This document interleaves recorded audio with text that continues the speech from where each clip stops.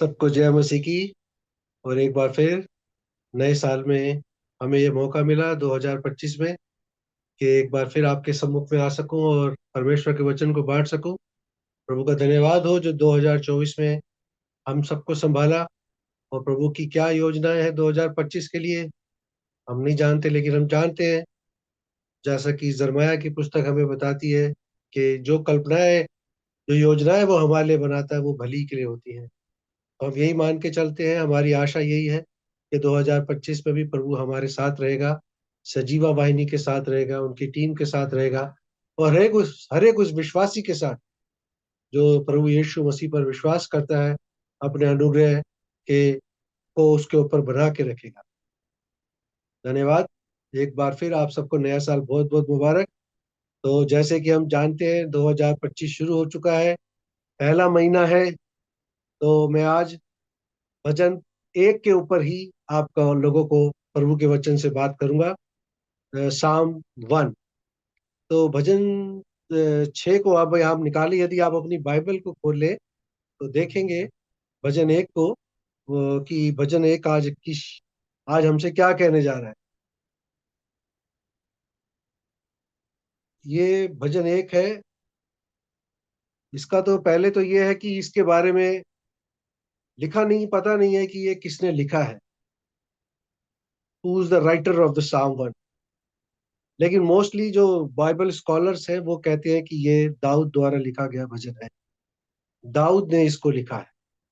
और दाऊद जब कहता है कि दाऊद के जब इस भजन को लिखता है तो वो दो लोगों के बारे में ये भजन कहता है। जो इसकी हेडिंग है, यदि आपके पास हिंदी की बाइबल हो या इंग्लिश की, तो जो हेडिंग दी गई है इस भजन की वो है दुष्ट आदमी और धर्मी आदमी। दो लोगों के बारे में ये भजन बताता है, एक धर्मी जन के बारे में और एक दुष्ट जन के बारे में। और 6 इसमें वर्ष है टोटल। और जो शुरू की 3 वर्ष है, जो शुरू की 1 2 3 वर्ष है, वो धर्मी जन के बारे में बताती है। और बाकी की जो 3 वर्ष है, 4 5 6, वो दुष्ट जन के बारे में बताती है। धर्मी जन, दुष्ट जन। और ये विकल्पिक विलोम शब्द है एक दूसरे के, जैसे कि अ, बुद्धिमान व्यक्ति, मूर्ख व्यक्ति, चौड़ा रास्ता, सकरा रास्ता, है ना। बाइबल में कई जगह इसके बारे में ऐसे बताया जाता है। ज्योति की संतान, अंधकार की संतान। तो एक कंपैरिजन है। और इसके बारे में आज हम देखते हैं कि परमेश्वर हमसे क्या कहने जा रहा है। तो भजन एक, उसकी पहली वर्ष है, इस प्रकार लिखी है कि, मैं पढ़ देता हूं आपके लिए। क्या ही धन्य है वह पुरुष जो दुष्टों की युक्ति पर नहीं चलता और ना पापियों के मार्ग में खड़ा होता है और ना ठट्टे करने वालों की मंडली में बैठता है। यहाँ पर भजनकार लिखता है, क्या ही धन्य है वो पुरुष जो ना तो युक्ति पर चलता है दुष्टों की, ना पापियों के मार्ग में खड़ा होता है और ना ठट्टा करने वालों की मंडली में बैठता है। 3 क्रियाएं हैं इसमें के अंदर, 3 काम हैं जो बता रही है वर्ष 1। पहली है चलना, दूसरा है खड़ा होना, और तीसरा है बैठना। देखा ना आपने, दुष्टों की युक्ति पर नहीं चलता, पापियों के मार्ग में खड़ा नहीं होता, ठट्टा करने वालों की मंडलियों में नहीं बैठता। तो इस 3 चीजें हैं इसके अंदर जो बताती हैं कि क्रिया, चलना, खड़ा होना और बैठना। दुष्ट जो होता है वो बुराई के मार्ग पर चलता है, झूठ पर चलना, झूठ पर चलता है। आज धर्मी जन को ये जानना है 2025 की शुरुआत में कि अभी तक वो किस मार्ग पर चल रहा है, हम किस मार्ग पर चल रहे हैं, कैसा मार्ग हमने चुना है। प्रभु ने कहा, जब प्रभु ने हमसे ये कहा जॉन यमुना रचित सुसमाचार के 14वें अध्याय में, मार्ग, सत्य और जीवन मैं ही हूं, तो हम किस मार्ग पर चल रहे हैं। अगर हम धर्मी हैं तो, अगर हम प्रभु यीशु मसीह पर विश्वास करते हैं, प्रभु यीशु मसीह के अनुसार अपने जीवन को चलाते हैं, तो हमें ये जांचना होगा कि हम किस मार्ग पर चल रहे हैं। धर्मी जन को आज पहचानना है कि वो किस मार्ग पर चल रहा है। ये उसको पहचानने की बहुत जरूरत है। कहीं ऐसा ना हो कि उसका मार्ग फर्क ना हो। अगर मेरे प्रियो पिछले साल कुछ गड़बड़ गड़बड़ हुई आपके जीवन में, कुछ ऐसा हुआ जो आपको लगा कि मैं भटक गया, तो ये साल आपको सुधारने के लिए एक अच्छा अवसर है कि आप उस मार्ग पर ना चलें जो परमेश्वर को पसंद नहीं। आप प्रभु यीशु मसीह के बच्चे हैं, आप प्रभु यीशु मसीह की संतान हैं, तो आपको ऐसे मार्ग पर नहीं जाना है। ना चलना है, ना बैठना है, ना खड़ा होना है। नीति वचन 2 का 14 और 15 में क्या लिखा है, मैं आपके लिए पढ़ देता हूँ। प्रोवर्ब्स 2:14-25।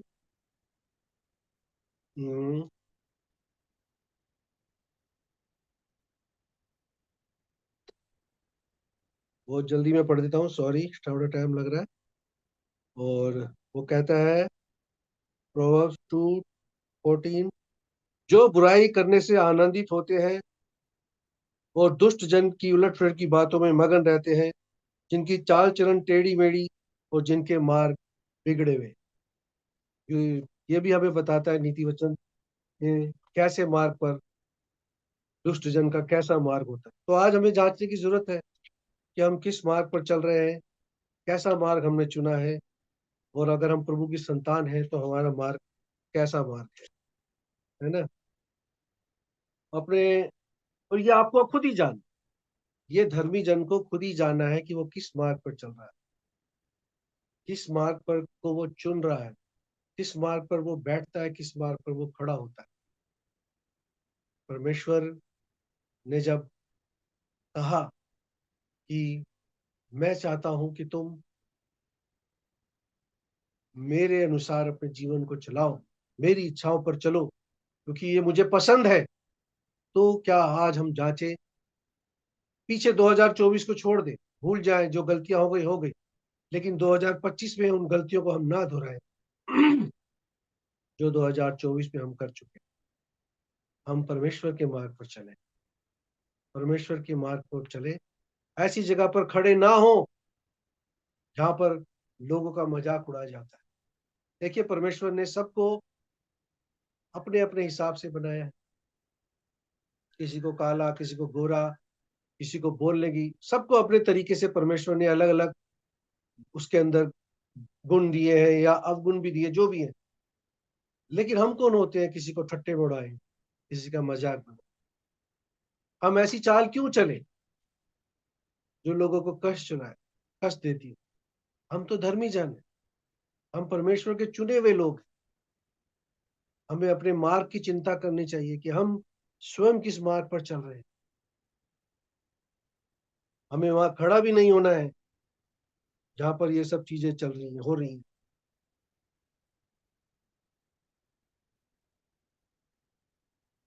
परमेश्वर चाहता है कि आप, ना तो, तीन चीजें हैं इस पे, ना तो हम ऐसी जगह पर चले, ना हम दुष्टता की चाल चले, ना हम पापियों के मार्ग में खड़े हों, क्योंकि वो हमें भी मूल्य अपने आप उस पाप में मिला लेंगे। खड़ा नहीं उस रास्ते को। भाई, एक कहावत है हिंदी में, जिस रास्ते जाना नहीं उसका पता क्या पूछना। जो हमारा मार्ग ही नहीं है उस पर क्यों खड़ा होना, उसको क्यों चाहना, उसके बारे में क्यों पूछना। और ना ठट्टे करने वालों की मंडली में, हर जगह हर कलीसिया में भी कई ग्रुप बने होते हैं, हमारे ऑफिस में भी होते हैं कई लोग, अड़ोस पड़ोस में भी होते हैं, जिनका काम ही यही है लोगों को, लोगों के बारे में मजाक उड़ाना, उनका मखौल बना। एक धर्मी जन के लिए ये ठीक नहीं है तो वो ऐसे माहौल में रहे या ऐसे माहौल को प्रमोट करे। उसको दूर हो जाना चाहिए, उन चीजों, निकल जाना चाहिए। ऐसी सभाओं में, ऐसी मंडलियों में नहीं बैठना चाहिए। ये परमेश्वर आज 2025 में हमें इंस्ट्रक्शन दे रहा है। ये हम पर भी लागू होती है, मुझ पर भी लागू होती है। यदि हम धर्मी जन हैं तो हमें परमेश्वर के मार्ग पर चलना है, दुष्टों की युक्ति पर नहीं चलना है। न ठट्टा करने वालों की महफिल में बैठना है। धर्मी जन को उस पर खड़ा भी नहीं होना है। क्यों? क्योंकि प्रभु की जो आंखें है वो हमेशा हम पर लगी रहती है, लगी रहती है परमेश्वर की आंखें। परमेश्वर की आंखें हमारे पे ऊपर लगी रहती हैं, इसलिए हमें वहां पर उस जगह पर खड़ा भी नहीं होना। प्रभु हमारे आने जाने, चाल चलन सबको देखता है, सबको देख रहा है प्रभु। कैसी जगह पर आप हो, कैसे लोगों के बीच पे आप हो, किस तरीके का आपकी बातचीत है, परमेश्वर सब देखता है। कैसी मंडली में आप बैठते हो, किस तरह के विचार आपके होते हैं, परमेश्वर सब नोट करता है, कर रहा है, सब नोट कर रहा है। और इसी पहली वर्ष का तीसरा पार्ट ये है, अगर हम भी ऐसे लोगों में बैठेंगे तो उनका स्वभाव हम पर आ जाएगा, दूसरों का मजाक बनाना। हम लोग भी उसी कैटेगरी में आ जाएंगे, ठट्टे करने वालों की मंडली में बैठेंगे तो हमारी एक आदत बन जाएगी कि लोगों को ठट्टों में उड़ाए, मजाक उड़ाए। परमेश्वर को ये बिल्कुल पसंद है कि धर्मी जन किसी का भी मजाक उड़ाए या उसको ठट्टों में उड़ाए। प्रभु यीशु मसीह को भी ठट्टों में उड़ाए। तू तो कह रहा था इस मंदिर को 3 दिन में बनाऊंगा, बना के दिखा। मजाक बनाया। बहुत उसके ऊपर ताने कसे गए। परमेश्वर ने क्रूस पर ये सारी चीजें हमारे लिए सह ली, कर ली, पूरी कर दी। धर्मी जन को अब इसमें नहीं पढ़ना, पढ़ना चाहिए भी नहीं, क्योंकि परमेश्वर इस चीजों से प्रसन्न नहीं। तो पहली वर्ष हमें बताती है भजन 1 की, कि धर्मी जन को क्या नहीं करना है। दुष्टों की युक्ति पर नहीं चलना, पापियों के मार्ग में खड़ा नहीं होना है, वो ठट्ठा करने वालों की मंडली में नहीं बैठ। ये आज एक विश्वासी और धर्मी जन नोट कर ले इस चीज। दूसरी वर्ष को देखते हैं, परंतु वो तो यहोवा की व्यवस्था से प्रसन्न रहता है और उसकी व्यवस्था पर रात दिन ध्यान करता रहता है। हाँ, क्या बढ़िया बात है। परमेश्वर कहता है कि जो आदमी अगर वो धर्मी जन है तो वो क्या करता है, दो बात है, एक तो व्यवस्था से प्रसन्न रहता है और हर समय उस पर ध्यान करता है। वर्ष में लिखा है, वह तो यहोवा की व्यवस्था से प्रसन्न रहता है और उसकी व्यवस्था पर रात दिन ध्यान करता रहता है। परमेश्वर चाहता है कि हम उसकी व्यवस्था पर ध्यान लगाए, प्रसन्न रहे। जो भी जैसा भी परमेश्वर ने रखा है उसके अनुसार हमें उसमें हम प्रसन्न रहे। आपको सबसे ज्यादा खुशी कहाँ मिलती है? आप सोचिए, कहाँ, किसके पास आपको ज्यादा खुशी मिलती है? मैं आपसे पूछता हूँ, परमेश्वर के वचन से, परमेश्वर की संगति में आपको खुश रहना है, वचन पढ़ के खुश रहना है, धर्मी जनों के साथ संगति करनी है, उस पर खुश रहना है, उस संगति से खुश रहना है। परमेश्वर, अब देखो दाऊद जो है, दाऊद के पास जब वो भेड़े चराता था मैदान में, तो उसके पास व्यवस्था कोई ना थी, कोई व्यवस्था नहीं थी उसके पास, मतलब पहुंचा नहीं था उसके पास परमेश्वर का वचन। लेकिन वो क्या करता था, जब लेकिन वो मंदिर में जाता था तो या वो जो भी कुछ वो सुनता था या वो देखता था, तो भेड़ों को चराते वक्त वो उसको मनन करता था। क्या कहने का मतलब है, भजन 1 के 2 में क्या कह रहा है, मनन करता है, उसके उसके ऊपर प्रसन्न रहता है, उस पर ध्यान लगाता है। दाऊद ये काम करता था। दाऊद के पास व्यवस्था नहीं पहुंची थी, लेकिन जब कभी भी वो आराधनालय में जाता था, जो चीजें वो देखता था, उस व्यवस्था को जो वो देखता था, जो कान में उसके वो चीज पड़ती थी, जब वो भेड़ों को चराता था तो वो उसको मनन करता था और उससे प्रसन्न रहता था भेड़ों को चराते था। तभी उसने कई भजन लिख डाले। भजन 119 148 में लिखा है कि मैं आपके लिए पढ़ देता हूँ। भजन 199, भजन 119 और उसकी वर्ष है 148, 148।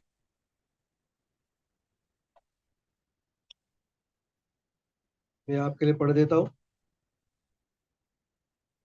भजन 190, 119, 148 ऐसे कहती है, "ए, मेरी आंखें रात के एक एक पहर से पहले खुल गई कि मैं तेरे वचन पर ध्यान करूं। खुल गई उसकी आंखें, रात भर परमेश्वर के वचन पर मनन कर रहा है। भजनकार ऐसे कहते हैं, हमें वचन को, उसकी व्यवस्था से प्रसन्न रहना है और उसके वचन पर मन लगाना है ना। कितनी खूबसूरत बात ये भजनकार कह रहा है यहाँ पर, दूसरी वर्ष के अंदर।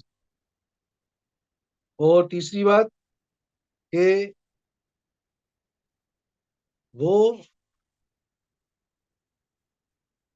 उसकी व्यवस्था के अनुसार अपने आप को ढालना है, उसी में हमें प्रसन्न रहना है। ये एक धर्मी जन के लिए।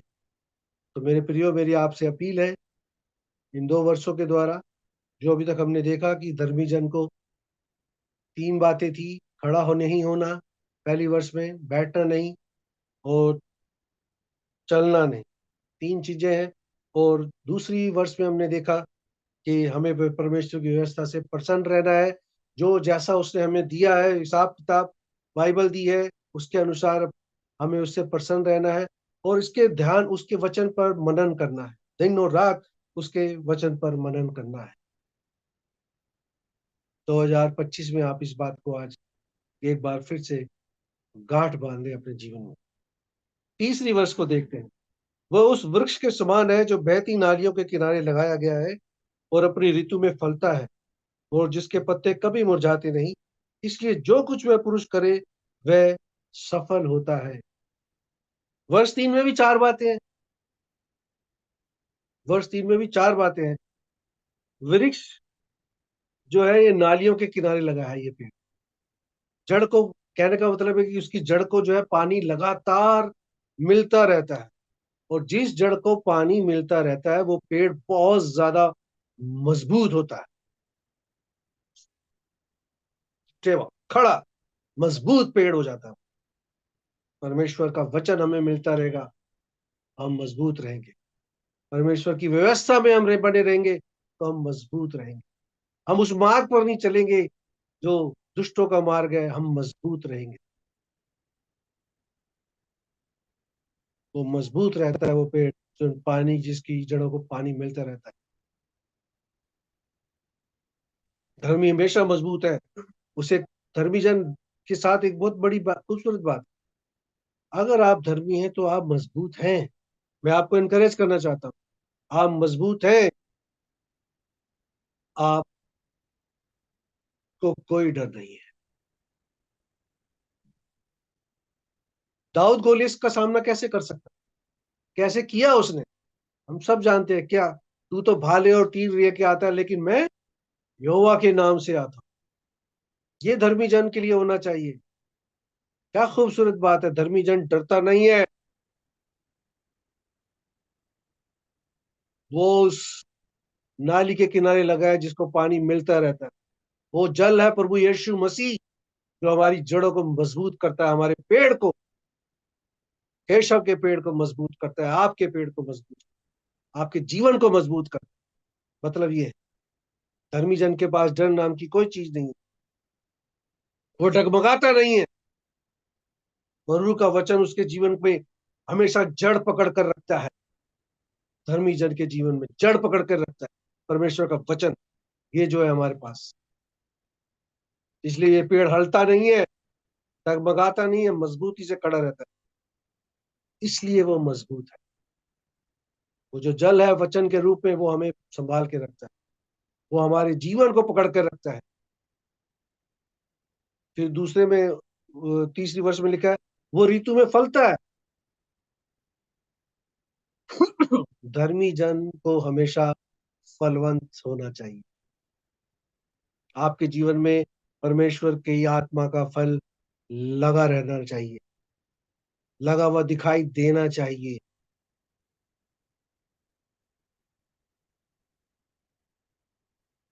परमेश्वर, उसके जीवन में परमेश्वर के फल, सारे फल फलवंत होते हैं। दोस्तों, अगर 2024 में किसी चीज से आप रह गए, आपके जीवन में परमेश्वर का आत्मा का फल नहीं लगा, तो आज मैं आप लोगों को इनकरेज करना चाहता हूँ, आप फलवंत रहिए। आप एक धर्मी हैं, आप परमेश्वर की संतान हैं। आपके जीवन से परमेश्वर के वचन के अनुसार फल लगना चाहिए। वो कैसा भी फल हो सकता है, प्रीचिंग का हो सकता है, सिंगिंग का हो सकता है, लोगों को जीतने का हो सकता है, सुसमाचार सुनाने का हो सकता है, सिर्फ चर्च में कई प्रकार की सेवकाई हो सकती है। संयम आत्मा का फल जो है, धीरज, कृपा, भलाई, ये वाले फल आपके जीवन में होने चाहिए। ये हमारी पहचान है, दिस इज आवर आइडेंटिटी।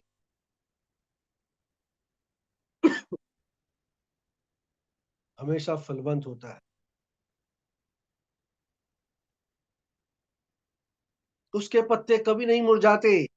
वर्ष 3 में लिखा है, धर्मी जन कभी कमजोर नहीं होता। मेरे प्रियो, धर्मी जन कभी भी कमजोर नहीं होता। वो मुश्किलों में घबराता नहीं है, चाहे परिस्थिति कैसी भी हो। धर्मी जन कभी नहीं मुरझाता।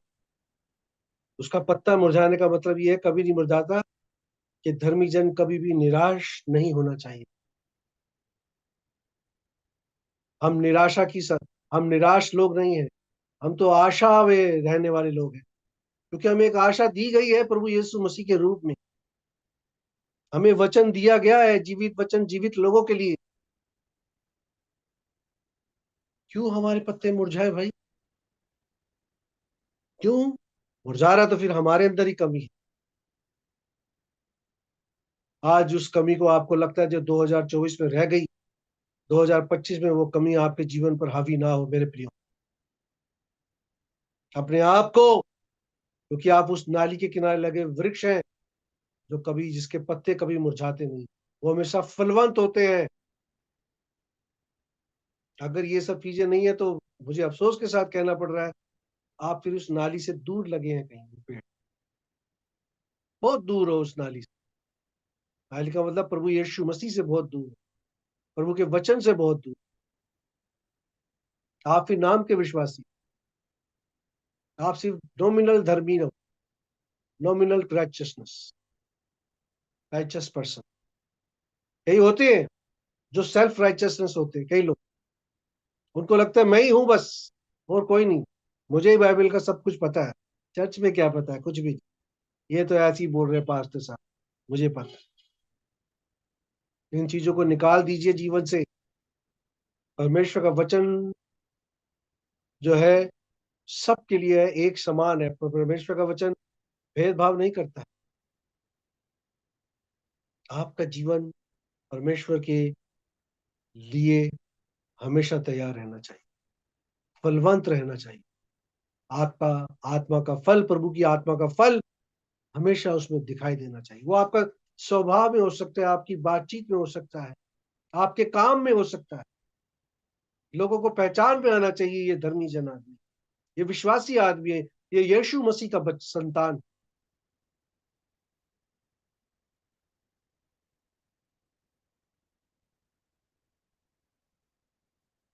जो कुछ वो करे वो सफल होगा, वर्ष 3 में लिखा है ना।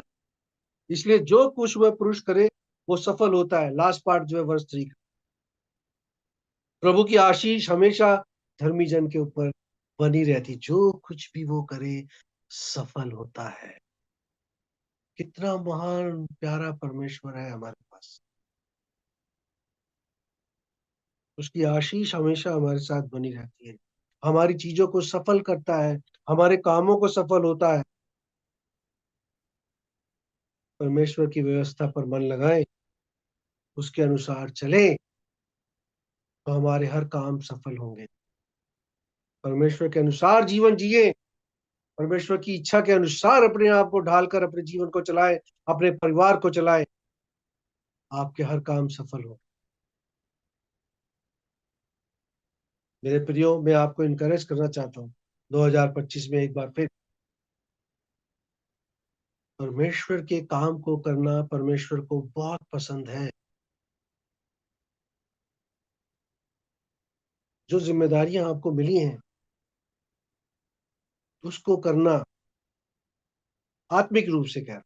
जो ऑफिशियल है वो तो है ही, वो तो करना ही है, वो आप परिवार के लिए करते हैं, लेकिन परमेश्वर के लिए जो आत्मिक जिम्मेदारियां आपको मिली हुई हैं, चर्च में मिली होंगी, कुछ मीटिंग्स के लिए मिली होंगी, कोई काम मिले होंगे, परमेश्वर की व्यवस्था पर चले, परमेश्वर के अनुसार चले, परमेश्वर की इच्छा के अनुसार उस काम को करें। कुड़कुड़ाए नहीं, बुड़बुड़ाए नहीं, बेमन से ना करें, बल्कि इस मन से करें कि इन सब बातों से प्रभु खुश होता है। आपको किसी व्यक्ति विशेष को खुश करने की कोई जरूरत नहीं।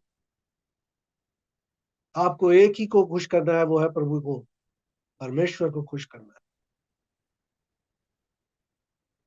उसका फिर प्रतिफल आपको वो प्रभु देता है। किसी भी रूप में हो सकता है, परिवार के रूप में हो सकता है, नौकरी के रूप में हो सकता है, शादी के रूप में हो सकता है, कई तरीके की आशीषें प्रभु ने तो बेशुमार आशीषें रखी।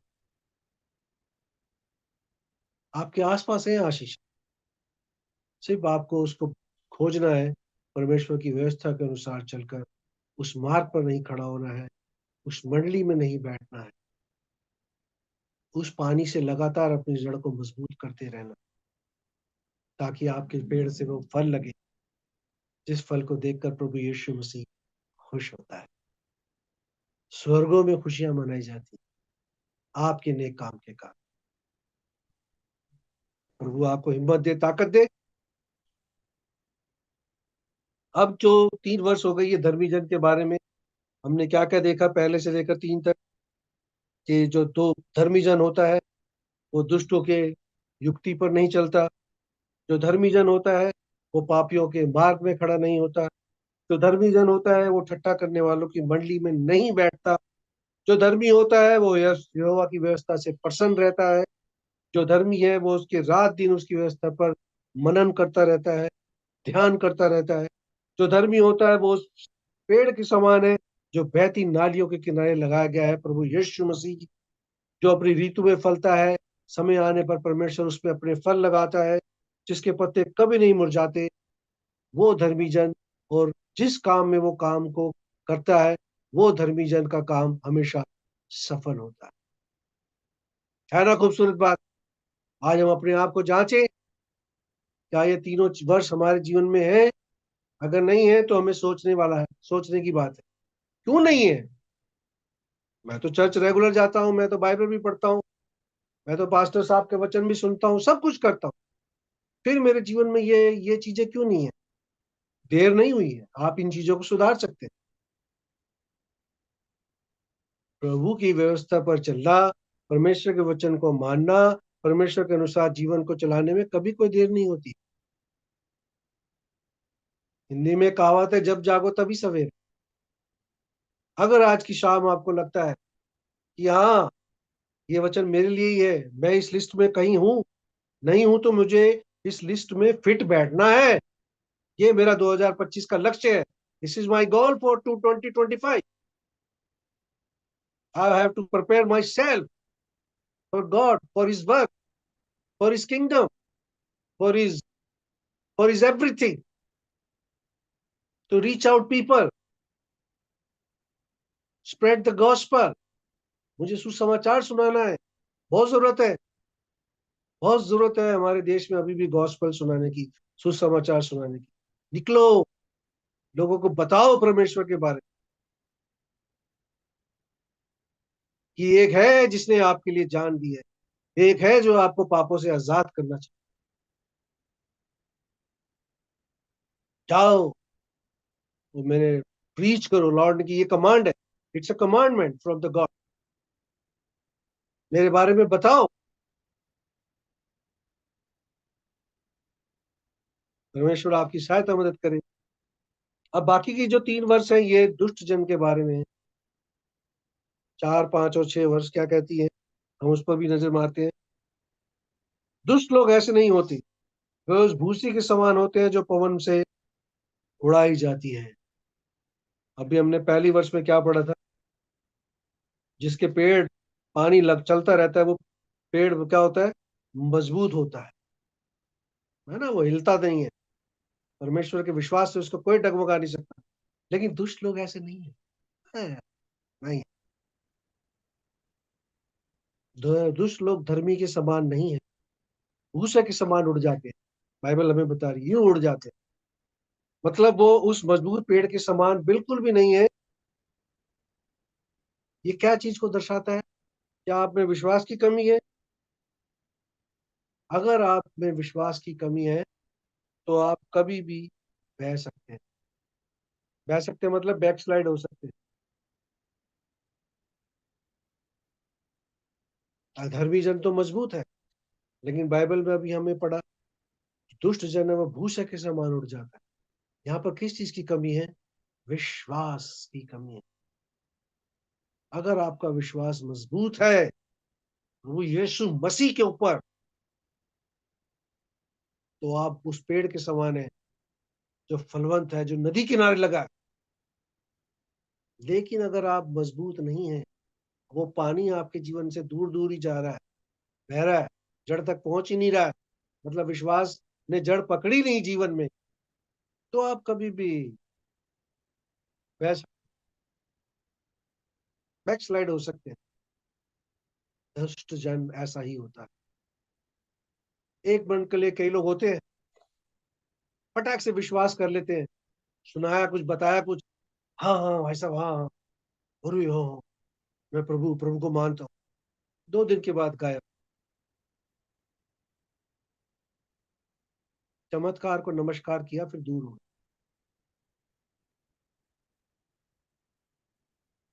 ऐसा दुष्ट जन होता है, उसमें विश्वास की कमी होती है। आपका विश्वास मजबूत होना चाहिए। आपका विश्वास मजबूत होना चाहिए। परमेश्वर के ऊपर विश्वास मजबूत हमेशा बना के रखें। ये बहुत जरूरी है एक विश्वासी जन के लिए। वर्ष 5 में क्या लिखा है? इस कारण दुष्ट लोग अदालत में स्थिर न रह सकेंगे और ना पापी धर्मियों की मंडली में ठहरेंगे। क्या मतलब है? प्रभु के सामने खड़े नहीं रह पाओगे। दुष्ट जन प्रभु के सामने खड़ा हो ही नहीं सकता। उसकी हिम्मत ही नहीं है कि परमेश्वर के आगे खड़ा हो सके। लेकिन धर्मी जन क्या है? प्रभु के आगे खड़ा होगा, उसको उसके काम का मुकुट मिलेगा, उसके लिए क्या वेलकम होगा मैं बता नहीं सकता।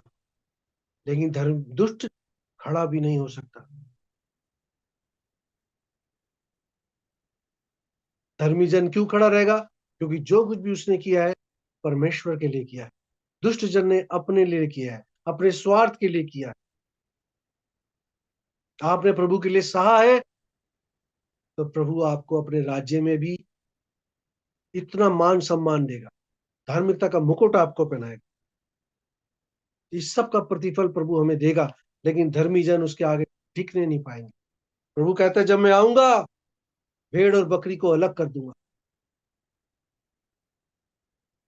दुष्ट जन उसके आगे टिक नहीं पाएंगे, धर्मी जन खड़े रहेंगे।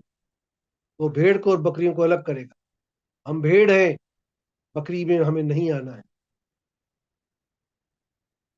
उसके आगे टिक नहीं पाएंगे। बाइबल में भी हमने पढ़ा, दुष्ट जन को परमेश्वर बहुत, दुष्ट से दुष्टता ही उसको दिखाई देती है, तो परमेश्वर ऐसों को बिल्कुल पसंद नहीं करता, बिल्कुल भी पसंद नहीं करता। He doesn't like at all. Wicket person को परमेश्वर कभी पसंद नहीं करता।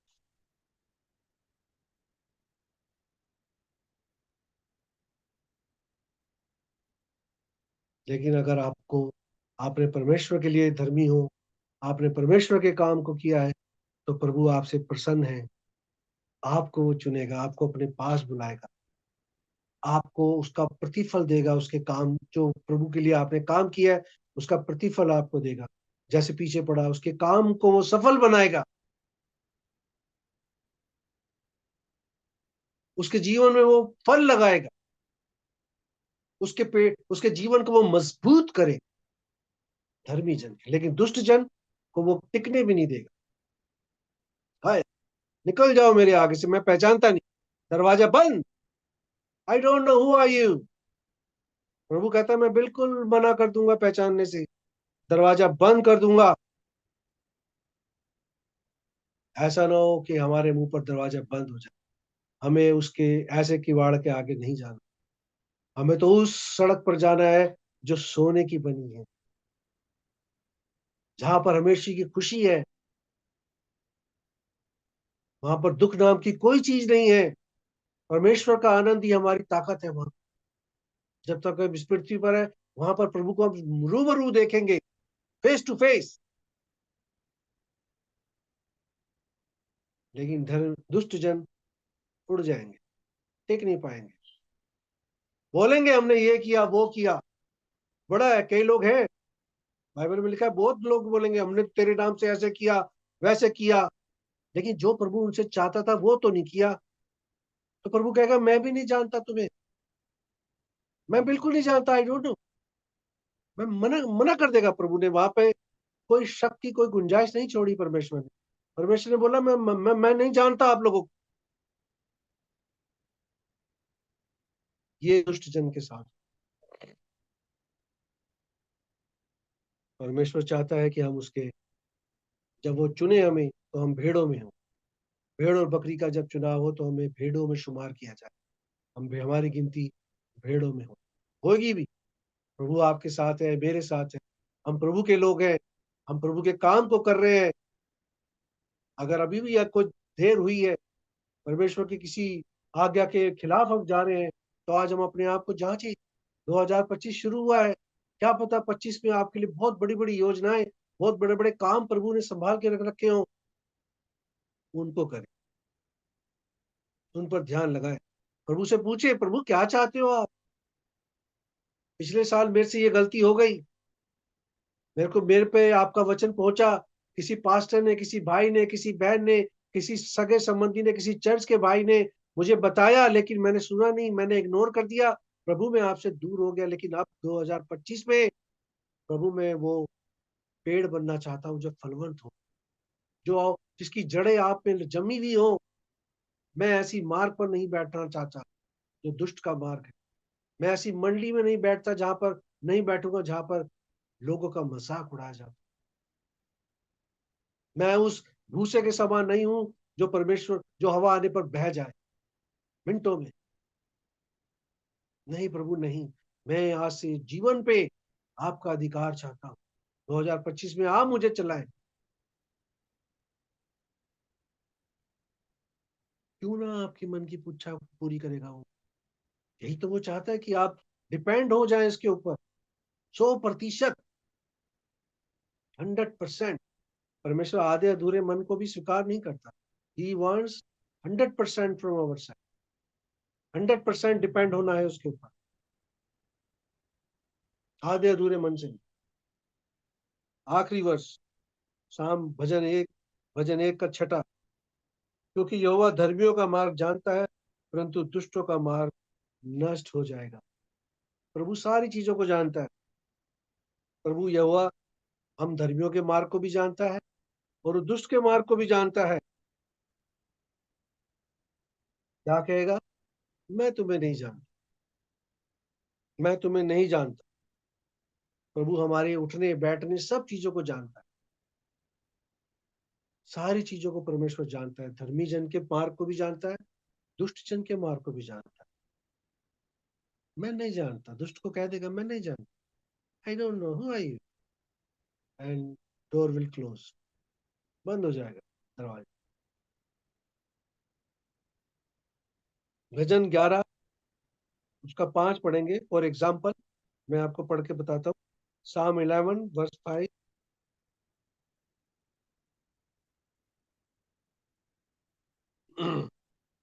यहोवा धर्मी को परखता है, परंतु वह उनसे जो दुष्ट हैं और उपद्रव से प्रीति रखते हैं, अपनी आत्मा में घृणा करता है। प्रभु नाराज रहता है ऐसे लोगों से। वो उनको जानता है, इसके मन में घृणा है, पाप है, ये दुष्ट जन है। मैं इसका हल, मुझे इसका पता है, और मुझे इसका नतीजा भी पता है, इसका क्या करूंगा मैं, पता है, ही नोस। धर्मी जन के साथ भी है, लेकिन नतीजों में फर्क है। दुष्ट का क्या नतीजा होगा, धर्मी जन का क्या नतीजा होगा। अभी हमने पीछे मैंने आपको बताया, दुष्ट जन को तो उड़ा देगा, घास के समान, भूसे के समान उड़ जाएगा। प्रभु कहेगा मैं नहीं जानता। लेकिन धर्मी जन को प्रभु यीशु मसीह वेलकम करेगा। जब वो अपने राज में आएगा, जब वो अपनी बादशाहत में आएगा, वो हमें वेलकम करे। बहुत प्यारा परमेश्वर है बिलीव मेरे प्रियो, आप हमारे पास बहुत ही प्यार करने वाला परमेश्वर है हमारे।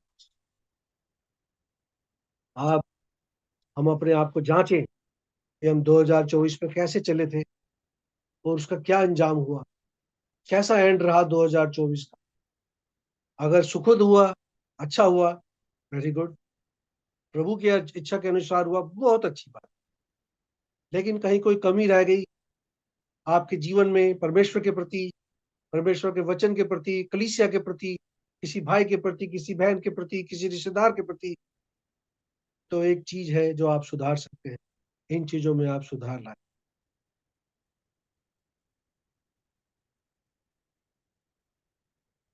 ये उन लोगों के लिए है जिनके मार्ग प्रभु ये यीशु मसीह दुष्ट जन के मार्ग को जानता है।